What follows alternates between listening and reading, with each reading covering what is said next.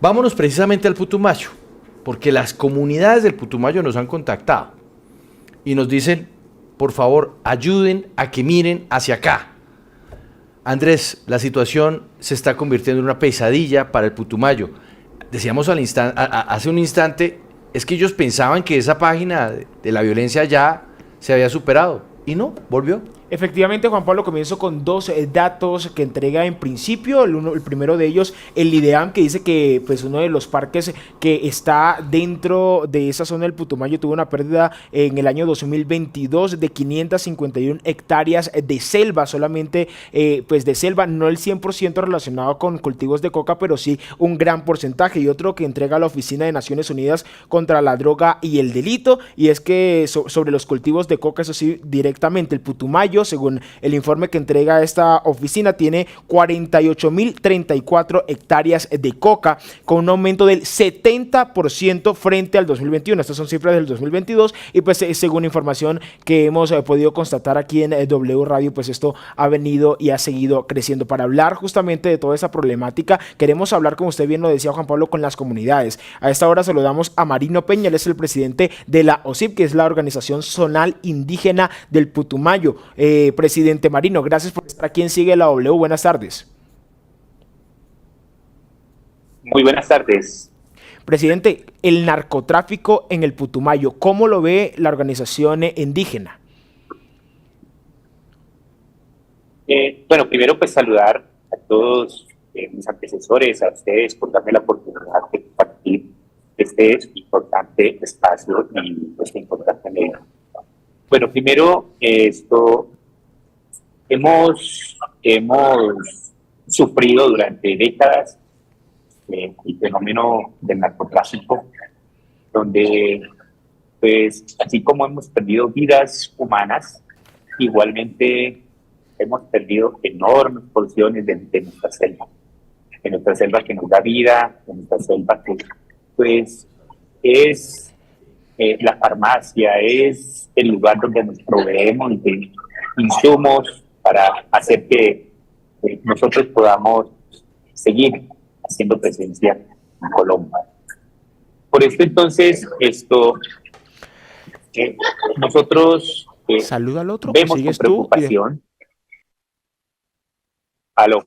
Sí, sí. Te lo escuchamos, don Marino. Entonces vemos con preocupación cómo este fenómeno, pese a que han habido acciones de organismos multilaterales, procurando pues el apoyo económico y programas y demás, pues hacer sustitución, tal vez erradicación y demás. La coca siempre sigue como una forma de economía de vastos sectores, de campesinos, incluso de nuestras mismas familias.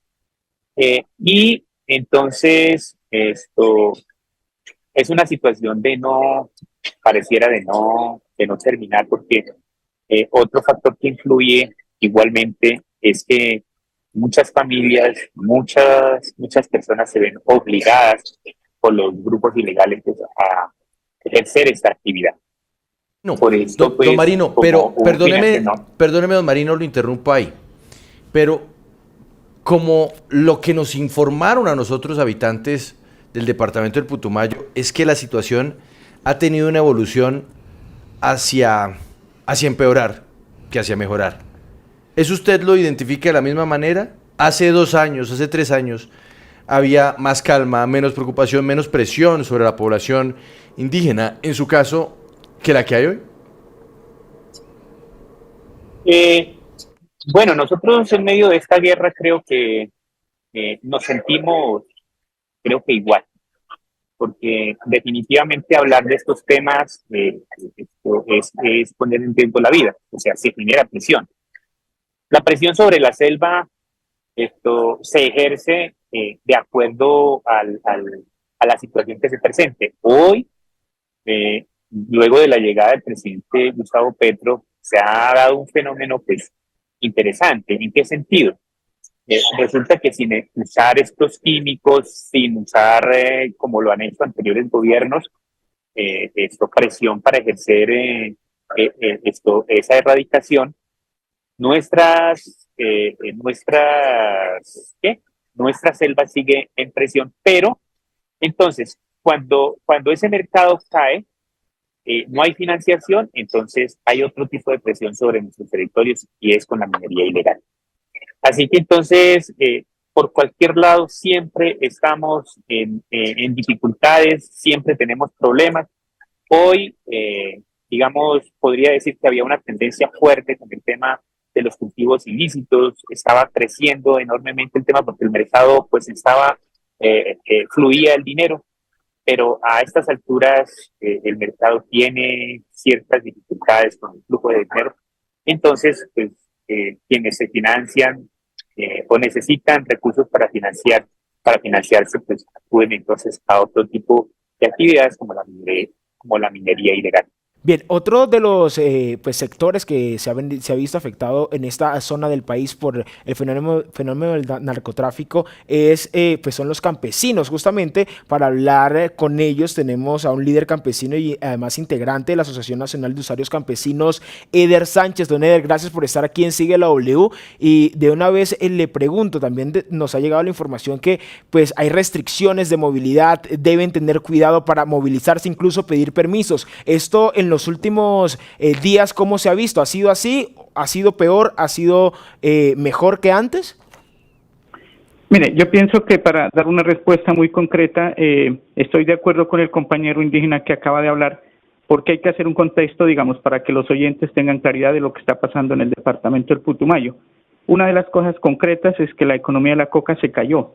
O sea, eso no había pasado nunca, ni en anteriores gobiernos, ni de Uribe, ni de Santos, ni de Duque, porque más bien ellos los que fueron es que la política era solamente en cuestión de criminalizar al cultivador y prácticamente criminalizar al consumidor. Pero a raíz de la llegada de Petro, pues hay una política diferente, o sea, se le da un giro total, en donde prácticamente la presión ha estado en el narcotráfico, en la comercialización, que es lo que las organizaciones campesinas, indígenas y afros habíamos pedido hace muchos años, de que haya un controles en el narcotráfico, no tanto en el cultivador. Y ese giro, pues el actual gobierno lo dio. Entonces, en este momento la crisis de la coca, pues no tiene sentido la gente que siembre más, porque la coca, digamos, el valor desde hace meses fue decreciendo. O sea, realmente en este momento la gente sabe que no es rentable sembrar coca, ¿no es cierto? Porque ni siquiera reprimiéndolo, porque realmente no hay comercio, o sea, no como antes en los anteriores gobiernos era que la coca tenía un buen mercado y un buen precio. En este momento no hay esas condiciones, ni hay buen comercio, no hay buen precio. Pero el problema que tenemos en el Putumayo es que se les dio un aire porque el Ecuador, el Perú y el Brasil, ellos no hicieron, digamos, lo mismo en el control de la economía de la coca. Hoy el problema se está trasladando a las fronteras, o sea, los cultivos están creciendo en zonas como en los límites con Ecuador, están creciendo en los límites con el Perú, pero es porque es un narcotráfico que se salió de las fronteras de Colombia. Entonces eso ha hecho que se incrementen los cultivos. Entonces acá los actores armados pues también en vista de que eso es parte de la financiación, pues han tenido dificultades ellos mismos, entonces eso ha generado, digamos, una cierta presión hacia las comunidades, pero no desde el punto de vista del narcotráfico, sino desde el punto de vista de querer controlar el territorio para efectos, digamos, de estos diálogos que se han generado bajo el tema del programa de paz total. Don Nicolás. Entonces, más bien hay un problema don no Eder, tanto perdón, de... Don Eder, Ajá. perdóneme, pero es que no entiendo muy bien.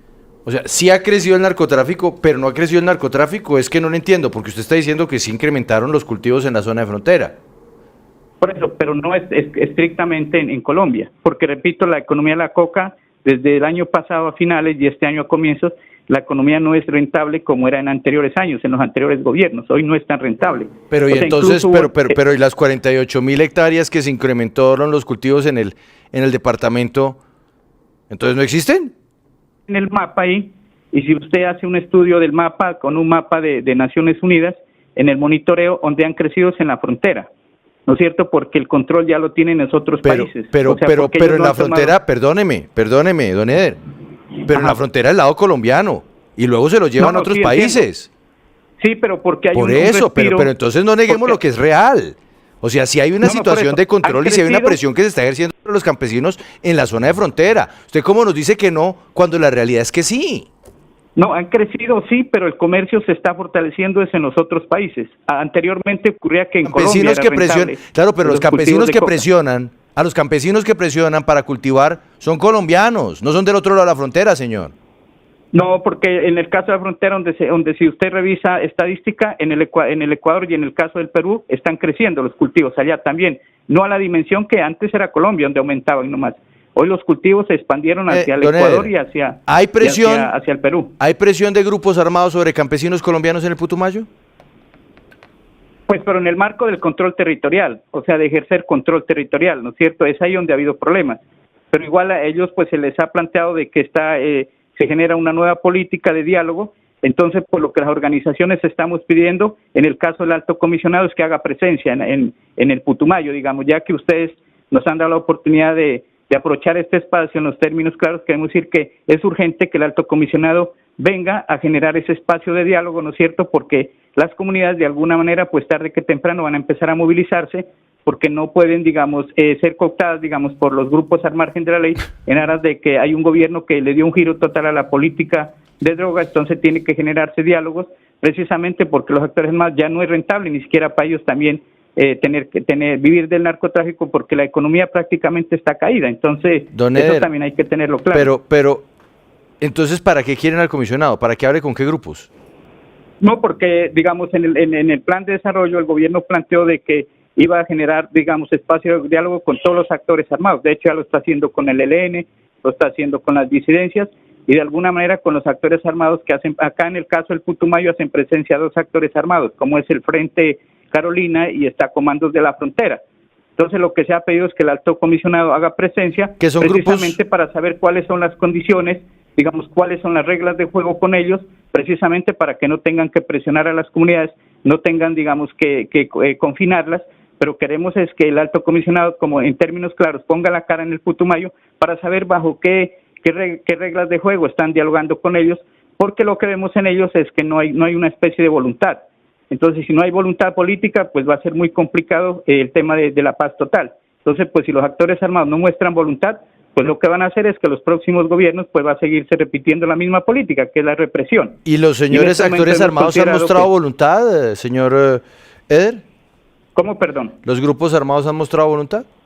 No, digamos, ese es el problema, ¿no es cierto? Ellos no han mostrado voluntad y eso es lo que le pedimos, que haga presencia el alto gobierno acá en el Putumayo, pues precisamente para preguntarles si hay voluntad, pues que la manifiesten públicamente y eso debe verse reflejado, digamos, en no presiones de las comunidades, no que haya, digamos, confinamientos, ¿no es cierto? Es que ellos también hagan un cese, digamos, a un cese, si se puede llamar así, un cese unilateral de los mismos actores armados. La idea es que en libertad. Don Eder, ¿ha habido confinamientos?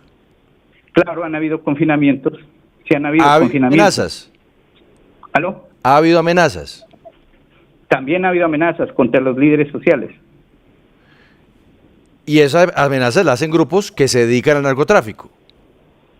Ellos hacen parte de, claro, eso, si es esa lógica, pues en esa lógica sí podría decir de que son ellos hacen parte del narcotráfico.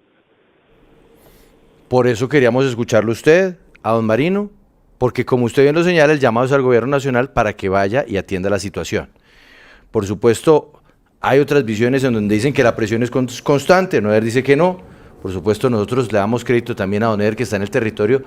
Pero, Andrés, cuando usted estuvo buscando fuentes para esta historia, ¿qué le dijeron? ¿Cuál es la preocupación que existe en el departamento? Juan Pablo, de hecho me toca decirle que contactamos también a un líder de la zona quien nos dice que prefirió no hablar y que prefiere no hablar justamente para resguardar su vida, porque justamente en las últimas horas se había registrado una situación de donde pues grupos que se dedicaban al narcotráfico lo habían amedrentado, de manera que pues en ese ejemplo en específico pues podemos ver que por lo menos en la zona del Putumayo pues sí hay presiones por parte de grupos hermanos, y ese es el llamado que, como usted bien lo decía, le hacemos al gobierno nacional.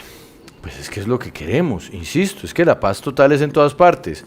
Y cuando uno le dicen desde el departamento del Putumayo que hay presiones, que hay confinamientos, que hay amenazas, pues ¿qué se espera? Atención en la zona, que vaya el comisionado, que vaya alguien, pero que los escuche. El señor Eder Sánchez lo dijo, estamos esperando al comisionado. Don Eder, muchísimas gracias por estar con nosotros en Sigue la W. Buena tarde. Gracias a ustedes y reitero invitar a que el comisionado llegue a Putumayo. Muy amables. Gracias. Don Marino Peña, muchas gracias por estar con nosotros. Buena tarde. Sí, muchas gracias. A ver, de paso, yo quisiera que esto, la institucionalidad del gobierno nacional, pues esto se siente con nosotros para que hablemos sobre las políticas, porque esas políticas, pues, van a generar unas acciones y unos efectos sobre los terrenos, sobre nuestro territorio, nuestro amplio territorio putumayense. Entonces, es muy importante que en este proceso de paz también la posición o el argumento, tal vez la representación de los pueblos indígenas sea visible para que nuestras necesidades, nuestras posiciones también sean tenidas en cuenta en estos escenarios. Es muy importante pues recalcar en esto y muchas gracias por la oportunidad de participar. Muchísimas gracias, don Marino.